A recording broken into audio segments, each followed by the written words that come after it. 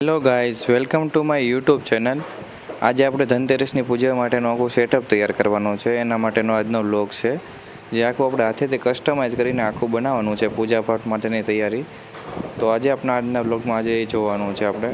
ચાલો આપણે જોઈએ આગળ. બરાબર, આપણી પાસે એક લોટી છે ક્લીન કરેલી, બરાબર. અને આપણે આખી ડેકોરેશન કરવાની છે રૂપિયાના અને 2 રૂપિયાના અને 5 રૂપિયાના અને 10 રૂપિયાના સિક્કેથી. તો આપણી પાસે જે સિક્કા છે હું તમને બતાવું છું. આપણી પાસે જો આ સિક્કા છે, આ બધા સિક્કા છે, એનાથી આપણે આખી લોટી કસ્ટમાઇઝ કરવાની છે. આપણી પાસે એટલે થોડાક સિક્કા છે, પછી એ લોટી છે. અને આખી ડબલ ટેપથી કવર કરીને આપણે આખી ડેકોરેશન કરવાની છે, બરાબર છે. તો આપણી પાસે 5ના સિક્કા છે, એ આપણે ફ્રેમમાં યુઝ કરવાના છે. આ ડબલ ટેપ છે, સિંગલ ટેપ છે, પછી આ પારા જેવું છે, પછી આ મટુકી છે, કંઈક નાની 5 ધાન ભરવા માટેની છે. અને આ દીવો છે, આ બીજી લોટી છે, અને આ બધા દીવા છે જે દીવા કરવાના હોય. અને આપણી સિક્કા છે આપણી પાસે એટલા, એનાથી આખું બનાવવાનું છે. લક્ષ્મી માતા અને ગણપતિ દાદાની એક મૂર્તિ છે આપણી પાસેથી. અને આખું સેટઅપ છે આપણું, જે ડેકોરેશન કરવાનું છે. એક પાજોટ છે. આપણે લોટીનું ડેકોરેશન ચાલુ કરી દીધું છે. આ એક સેલો ટેપ લીધી છે, એના ઉપર આપણે આખી સિક્કાની લાઈન કરવાની છે. આવી રીતના 3 લાઈન બનાવવાની છે સિક્કાની આખી. એના ઉપર જો આ રીતના સિક્કા ગોઠવવાના છે લાઈનમાં. આવી આપણે 3 હેર બનાવવાની. જે લોટી છે એમાંથી ધન પડતું એવી રીતના કરવાનું છે. આ 2 હેર બની ગઈ છે આપણી પાસે. અને રાખવાની કઈ રીતના ખબર? આપણે લોટી હોય ને, એમાં લોટી લેવાની, પછી એને મૂકવાની, પછી એના ઉપર આપણે જો આ રીતના અંદર રાખીને બહાર ધન પડતું એવી રીતના કાંઈક એવું કસ્ટમાઇઝ કરેલું છે આપણે આપણી રીતે.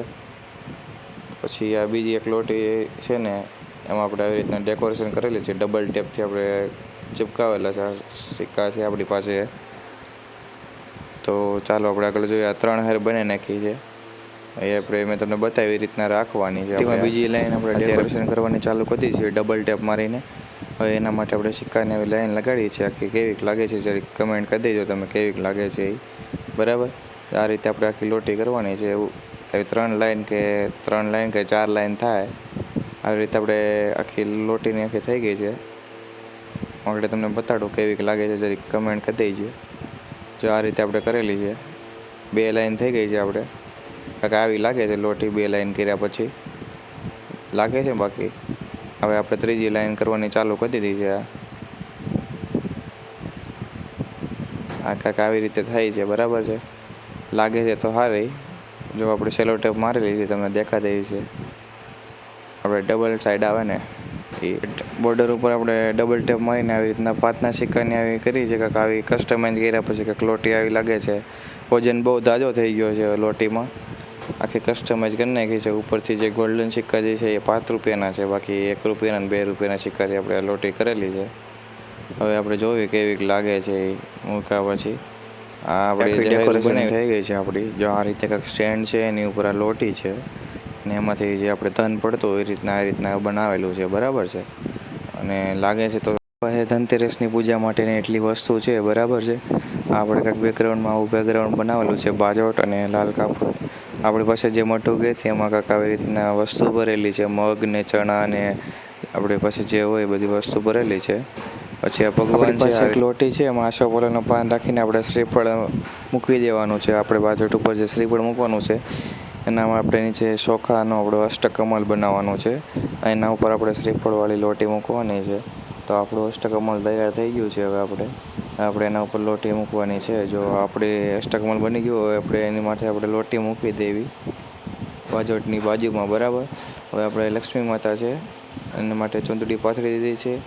હવે આપણે લક્ષ્મી માતાની મૂર્તિ છે, જે આપણે ફોટો, એ આપણે ચૂંદડી ઉપર મૂકી દેવાનો છે આપણે. હવે ત્યાર પછી લક્ષ્મી માતાનો ફોટો પણ છે, એ પણ આપણે મૂકી દેવાનો છે. આપણે લક્ષ્મી માતાનો ફોટો પણ મૂકી દીધો છે. હવે આપણે આ ચાંદલા કરીને 2 સોપારી મૂકવાની છે આપણે. હવે એનામાંથી આપણે ચોખા પણ લગાવી દીધા છે. હવે પછી આપણે દોરો આવે જે એ દોરો બાંધીને આપણે ચૂંદડી ઉપર લક્ષ્મી માતાની બાજુમાં મૂકી દેવાનું છે. 2 સોપારી છે આપણી પાસે. આ રીતે આપણે ભગવાનની પૂજા માટે, આપણે ધનતેરસની પૂજા માટે આ રીતના આપણે બનાવેલું છે. આપણી પાસે નાગરવેલના પાન છે, 5 પાન છે આપણી પાસે. અને આપણી પાસે બીજી ઘણી બધી વસ્તુ પણ છે. આ 5 પાન છે, પછી આ ભમરા છે, આ શંખ ને એવું કાંક છે, પછી આ શું છે મને નથી ખબર, પણ આ ધાણા છે, પછી ગોળ છે, સાકર છે. તમને આ કીધું શંખ છે, પણ એ શંખ નથી, આ ગોમતી ચક્ર અને આ કોડી છે, બરાબર છે. ગોમતી ચક્ર અને કોડી. હવે એને આપણે જે બાજોટ ઉપર જે ચૂંદડી પાથરી છે આપણે લક્ષ્મી માતાની બાજુમાં ગોમતી ચક્ર અને આપણે કોડી મૂકી દેવાની છે. ત્યાર પછી આપણે ઘણી બધી વસ્તુ છે એ આખી ગોઠવી દેવાની છે. આ રીતે જો આ કંકુ છે, બધા અલગ અલગ વસ્તુ છે, આ સાકર ને એ બધું છે. આપણે જે આગળ મેં તમને બતાવ્યું બધી વસ્તુ છે એ જીરું, આખું ધાણા એ બધી વસ્તુ છે, હાકર ને ચોખા ને એ બધી વસ્તુ છે. આ આપણી પાસે જે ઓલો ઘડો છે ધન પડે એના માટે આપણે ડીશ બનાવેલી છે, જેમાં નોટોથી આપણે ડેકોરેશન કરેલું છે આખું. આ રીતે આપણું ડેકોરેશન કરેલું છે, વચમાં સિક્કા મૂકી દીધા છે. આ રીતે બધા સિક્કા વચ્ચે મૂકી દેવું એટલે નોટ વિખાય નહીં, એ રીતના આપણે આખું ડેકોરેશન કરેલું છે નોટોનું. હવે આખા ઘણા બધા સિક્કા નાખી દીધા છે આપણે. હવે આપણે આને મૂકવાનું છે, આપણે જે આપણું ઘડો તૈયાર કરવો છે ને એ રીતના જો આ રીતના કાંઈક આવી રીતે મૂકવાનું હતું, બરાબર. ડીશ પણ તૈયાર થઈ ગઈ છે. આવી ડેકોરેશન કર્યા પછી કંઈક વસ્તુ આપણે ગળામાંથી કળશમાંથી પૈસા પડતા હોય એ રીતના આપણે આવી રીતના ડીશ બનાવેલી છે. લાગે છે વસ્તુ મસ્ત અને એક નંબર. હવે આપણે જે આ મટુકી હતી એમાં બધી વસ્તુ ભરી દીધી છે, કંઈક આવી રીતે આખું તૈયાર કરેલું છે આપણે. ફળ મૂકીને એ બધી વસ્તુ મૂકીને જે આપણે પાન હતા ને નાગરવેલને એમાં બધી વસ્તુ મૂકીને આવી રીતના તૈયાર કરેલું છે આખું. તો કેવું લાગે છે થોડુંક કમેન્ટ કરી દેજો. અને આપણે આ પૂજા માટેનો આખી તૈયારી કરેલી છે, આજે ધનતેરસ છે તો એના માટે ભગવાન માટેના જે હાર બનાવ્યા હતા એ આપણે ભગવાનને પહેરાવી દેવાના છે. લક્ષ્મી માતાના ફોટાને અને આપણે જે આમાં ફ્રેમ હતી ફોટો ફ્રેમ એ બંનેને, બરાબર છે. તો આ રીતે આપણી પાસે આ ફૂલ છે, ઓરેન્જ ફૂલ છે, યલો ફૂલ છે, વ્હાઈટ છે અને આપણી પાસે ગુલાબ છે, 4 ફૂલ છે, બરાબર છે. અને આસોપાલવના પાન છે, એના પરથી આખી ફ્રેમ બનાવવાની છે. આપણે પગલાં પાડવાના છે એટલે કંકુ નાખીને આપણે પગલાં પાડી દેવી. એટલે આપણે કંકુ પગલાં જે પાડવાના હતા એક માતાજીના આપણે જે લક્ષ્મી માતાના પગલાં હતા એ ફાઇનલી આપણે રેડી થઈ ગયા છે. હવે તો આપણે જોઈએ, હવે આપણે ડેકોરેશન આપણી પાસે જે ફૂલ છે એની આખી ફ્રેમ કરવાની છે, જે આપણે પૂજા પાઠની આખી તૈયારી કરી છે એના ફરતે આ 4 ફૂલ વડે આપણે કાંઈક બોર્ડર કેવું કંઈક કરવાનું છે. આ ફૂલ કટિંગ કરી નાખ્યા છે આપણે, એટલા હવે જોઈએ સારા લાગે છે કે નહીં. આવું કંઈક લાગે છે કમેન્ટ કરી દેજો. એટલા ફૂલ છે આપણી પાસે. પછી જે ફૂલ હતા એનું આવી રીતના કંઈક ડેકોરેશન કર્યું છે. આવી રીતના આખા ફૂલ મૂક્યા છે આપણે. યલો ફૂલ છે, આવી રીતના બધા ફૂલની કંઈક લાઈન કરવાની છે આપણે. આવી રીતે જો મુકાઈ ગયા છે આપણે બધા ફૂલ, બરાબર છે. આવી રીતે મૂકવાના છે બધા એક એક એક એક. એની વચ્ચે આપણે જે જગ્યા છે તેમાં ઓરેન્જ ફૂલ મૂકવાના છે. પછી જે ફૂલ છે આપણે બધા ઓરેન્જ ફૂલ ગોઠવવાના ચાલુ કરી દીધા છે, જેમાં મેં તમને કીધું હતું વચ્ચે ઓરેન્જ ફૂલ આવશે એ રીતના ઓરેન્જ ફૂલ પણ થઈ ગયા છે આપણે. એટલે બધા જે વસ્તુ હતી હવે આપણે વ્હાઈટ ફૂલ આવી રીતના ગોઠવવાના છે આપણે અડધે સુધી. આખા ફૂલ મૂક્યા છે, કેવું લાગે છે થોડુંક કમેન્ટ કરી દેજો, બરાબર.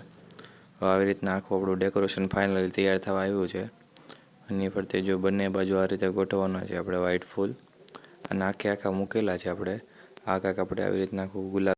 ફાઇનલી આપણી પૂજાની તૈયારી કાંક આવી હતી. આખું આવી રીતે આખું ડેકોરેશન કરેલું છે, કેવું લાગે છે તમે જરી લાઇક શેર અને સબસ્ક્રાઈબ કરી દેજો. તો મળીએ આપણે નેક્સ્ટ વ્લોગમાં. Thank you.